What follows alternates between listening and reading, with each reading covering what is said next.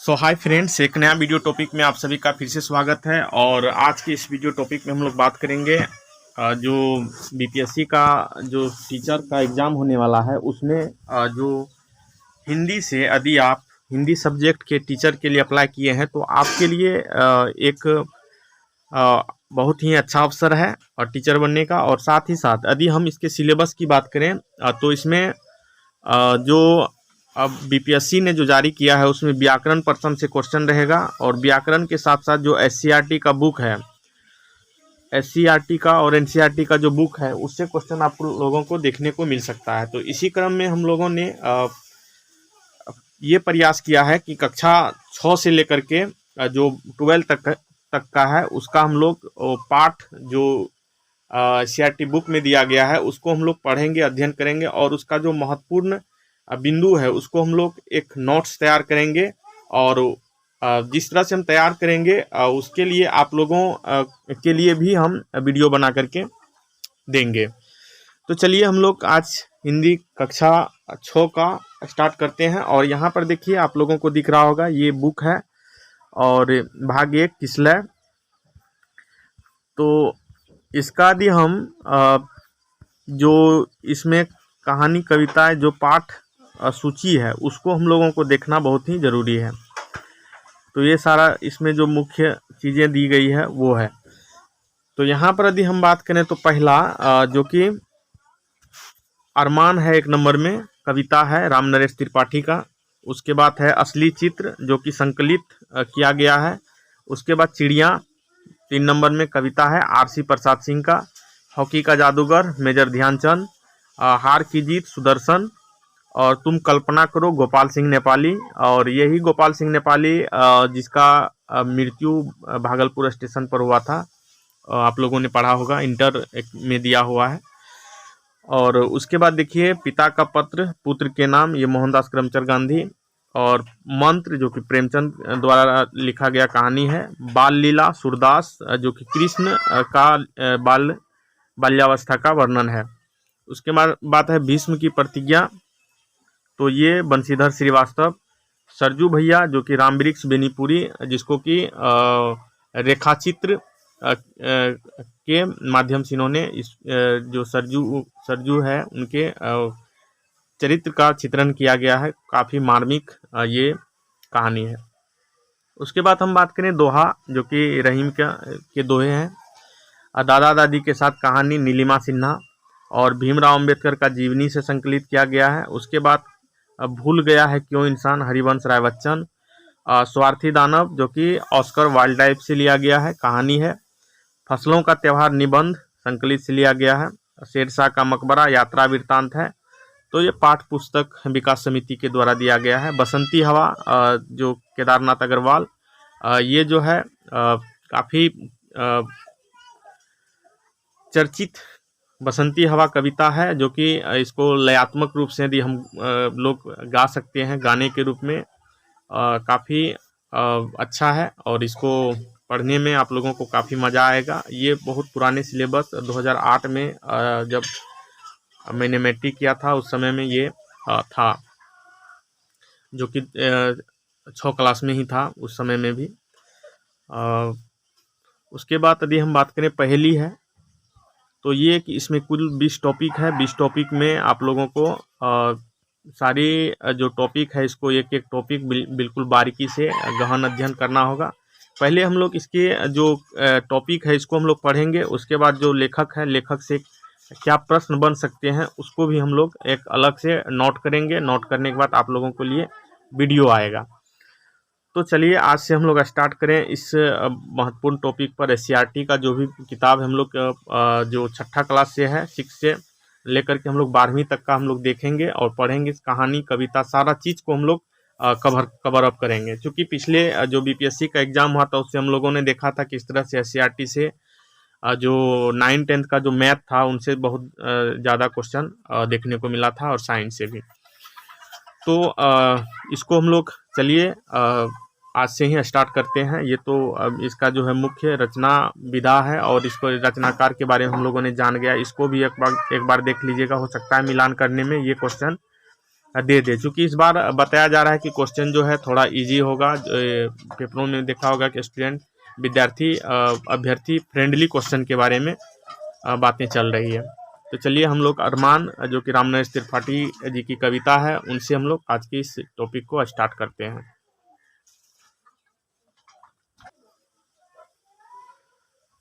तो देखिए यहाँ पर कह रहा है कि अरमान कविता, जो यहाँ पे आप लोग देख पा रहे होंगे। और यदि हम इसकी कविता की बात करें तो ये आप लोगों को जैसा बताया था कि रामनरेश त्रिपाठी जी की कविता है। और इसको हम लोग चलिए पढ़ते हैं। कह रहा है कि शीर्षक है अरमान, और कह रहा है कि है शौक यही अरमान यही,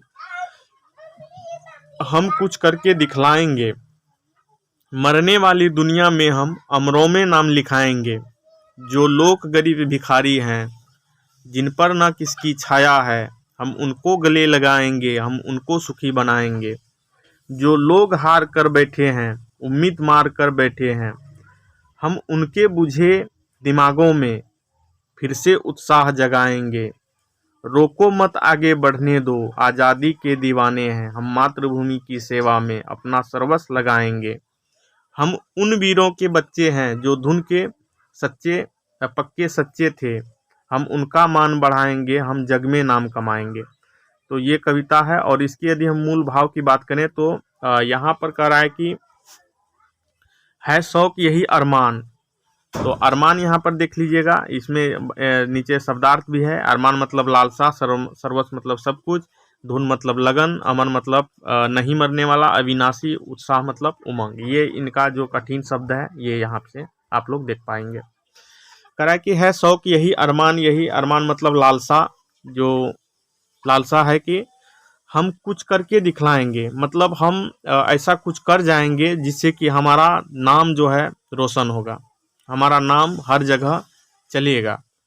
मरने वाली दुनिया में हम अमरों में नाम लिखाएंगे, मतलब ये कह रहा है कि जो यह संसार है यह मरणशील संसार है। यह जो आया है वह जाएगा ही, मतलब जिसका जन्म हुआ है उसकी मृत्यु निश्चित है। जो जो बना है वह मिटेगा। तो यही इसीलिए यहाँ पर कह रहा है कि यदि हम मनुष्य के रूप में जन्म लिए हैं तो हमारा कुछ कर्तव्य है, हमारी कुछ अरमान है। यदि हम कुछ करके जाएंगे, मतलब कुछ ऐसा करके जाएंगे, कुछ बेहतर करके जाएंगे, तो हमारा जो नाम है वह हमेशा रहेगा। मान के चलिए कोई जैसे प्रेमचंद है, प्रेमचंद का हम लोग उदाहरण लेंगे। प्रेमचंद है, प्रेमचंद ने हिंदी साहित्य में जो नाम जो उनकी जो काव्य कृतियाँ हैं, उनकी जो रचनाएं हैं, उनकी जो उपन्यास है, तो उनका जो उपन्यास है वह क्या है, वह अमर हो गया है। मतलब कुछ ऐसा करके गया है इस संसार से कि वह हमेशा के लिए अमर हो गया है। अब मान के चलिए APJ अब्दुल कलाम है, वो भी जो है मिसाइल मैन उसको कहा जाता था, और वह भी क्या है, वह भी अपना जो है पहचान छोड़ करके गए हैं। भारतेंदु हरिश्चंद्र, फणीश्वर नाथ रेणु, ये सब जितने भी महापुरुष हैं जिन्होंने एक बेहतर कुछ अलग करने का प्रयास किया, जिन्होंने अपने देश में के लिए कुछ किया है, चाहे साहित्य के क्षेत्र में हो, विज्ञान के क्षेत्र में हो, तो वही यहाँ पर कह रहा है कि बच्चों को संबोधित करते हुए ये बताया जा रहा है कि कुछ ऐसा करो कि तुम्हारा नाम अच्छा से मतलब हमेशा लिया जा सके कि उन्होंने बहुत अच्छा काम किया है। उसके बाद कह रहा है कि जो लोग गरीब भिखारी हैं, जिन पर किसी की छाया है, हम उनको गले लगाएंगे। मतलब जो दीनहीन है, यहाँ पर जो है इसका पंक्ति का यहाँ पर ये मतलब है कि संसार में हर तरह के व्यक्ति पाए जाते हैं, हर तरह के लोग हैं, तरह तरह के, कोई अमीर है, कोई गरीब है। तो हम जो है आपसी जो भेदभाव है, जो सामाजिक जो ऊंच नीच है की सीमा रेखा है, उसको हम लोग ख़त्म करें। और इस कविता को इस जो छठे क्लास में रखने का मुख्य उद्देश्य यही है। बच्चों का जो है मानसिक क्षमता ऐसा डेवलप हो, बच्चे ऐसे सोचे कि वह किसी के प्रति जो है जैसे छुआछूत हो गया या फिर ऊंच नीच का भेदभाव हो गया, इस तरह का जो असमानताएं हैं समाज में, उसको ख़त्म किया जा सके। इसीलिए इस पाठ को इसमें दिया गया है। तो वही कह रहा है कि जो गरीब भिखारी हम जिन पर न किसी की छाया है, हम उनको गले लगाएंगे, हम उनको सुखी बनाएंगे। मतलब हम लोग मिलजुल करके जो है अपना देश को आगे बढ़ाएंगे, और हम वह तभी होगा जब हम एक दूसरे से मिल करके, जो गरीब है, जो दीनहीन है, जो भिखारी है, सबको ले करके चलेंगे, और सब एक दूसरे का यदि परस्पर सहयोग करेंगे तो क्या होगा, हमारा लाइफ स्टाइल जो है, हमारा जीवन जो है बेहतर होगा। उसके बाद कह रहा है जो लोग हार कर बैठे हैं, उम्मीद मार कर बैठे हैं, हम उनके बुझे दिमागों में फिर से उत्साह जगाएंगे। मतलब जो लोग जो है मेहनत करते करते थक गए हैं या किसी चिंता से ग्रसित हैं, तो उनका जो मानसिक स्थिति है, उनको बेहतर करने के लिए हम लोग मिलजुल करके उनके कष्ट को, उनके कठिनाइयों को दूर करने का प्रयास करेंगे। तो जो है हमारा समाज और भी बेहतर होगा, और भी अच्छा होगा, और समाज यदि बेहतर हो गया तो हमारा देश को प्रगति करने से कोई नहीं रोक सकता है। फिर आगे कह रहा है कि रोको मत आगे बढ़ने दो, आज़ादी के दीवाने हैं, हम मातृभूमि की सेवा में अपना सर्वस्व लगाएंगे। तो ये सारा चीज़ यदि हम जो है हमारा सामाजिक एकता होगा, हम समाज में हर तरह के भेदभाव को ख़त्म कर देंगे, तो हमारा जो है समाज डेवलप करेगा। हम किसी से बैर नहीं रखेंगे, चाहे हिंदू, मुस्लिम, सिख, ईसाई, जितना भी धर्म के लोग हैं, उनकी संस्कृति, उनकी सभ्यता, एक दूसरे का सम्मान करेंगे। सभ्यता संस्कृति का क्या करेंगे, सम्मान करेंगे। तो कहीं ना कहीं जो है हमारा जो सामाजिक स्थिति है, सामाजिक स्थिति बेहतर होगा।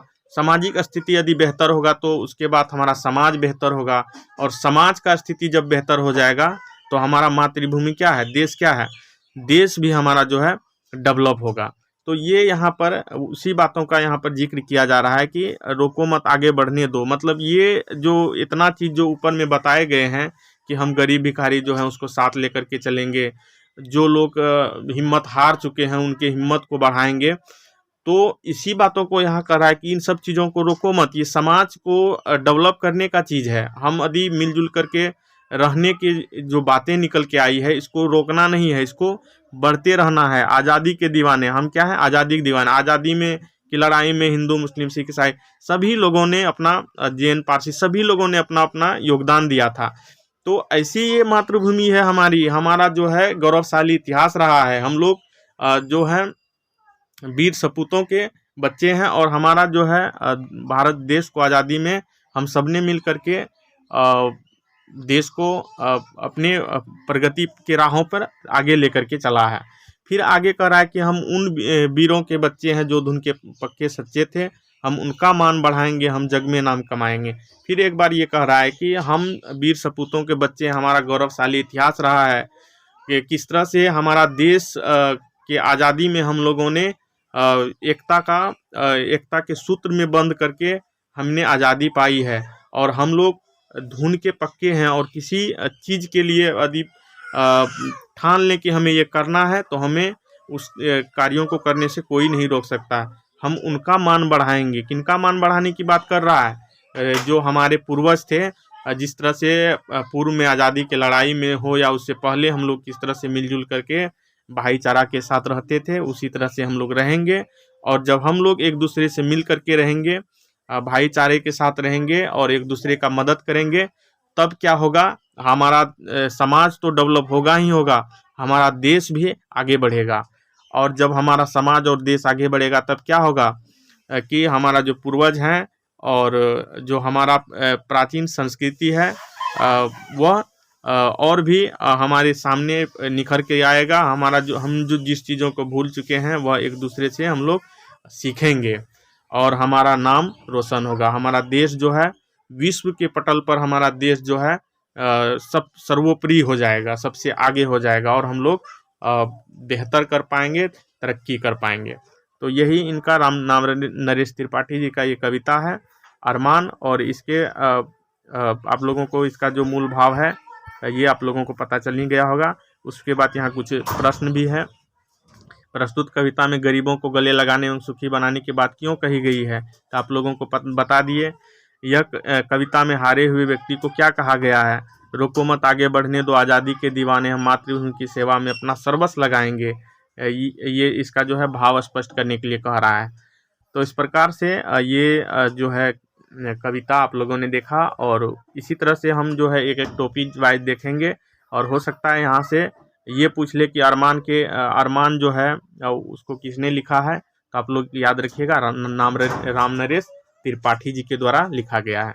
तो इस वीडियो में बस यही, बाकी आप लोग जो है अपने स्तर से भी तैयारी में लगे रहिए।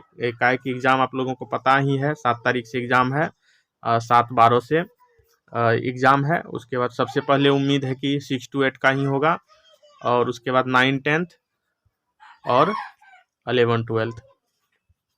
तो तैयारी में लगे रहिए। और बाकी जैसे जैसे हमको भी समय मिलता है, चूँकि मैं भी अभी इस बार 9, 10th का टीचर के लिए 6 to 8 भी हम भरे हैं, और 9, 10th भी भरे हैं, और 11, 12। चूँकि मेरा पीजी था, एमए है, मेरा एमए है। एमए के साथ स्टेट भी हम लोग पास किए हुए हैं, स्टेट सीटेट सारा चीज़ मेरा क्लियर है। तो जैसे जैसे समय मिलेगा आप लोगों के लिए वीडियो लाते रहेंगे। तो आज की इस वीडियो में बस इतना ही।